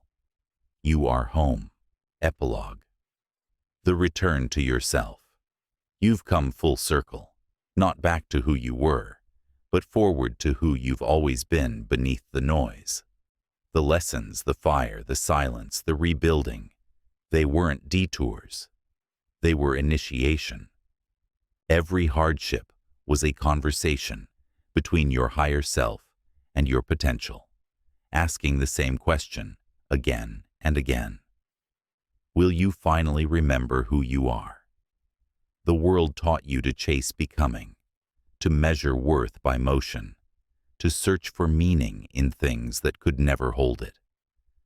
But through the chapters of discipline, stillness, alignment, and truth, you learned what power really means. Not control, not dominance. Presence. Power is quiet. It's knowing you can move mountains, but choosing peace instead. The purpose of growth was never perfection.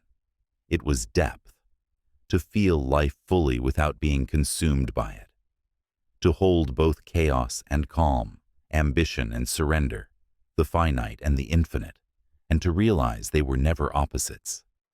They were always partners in your becoming.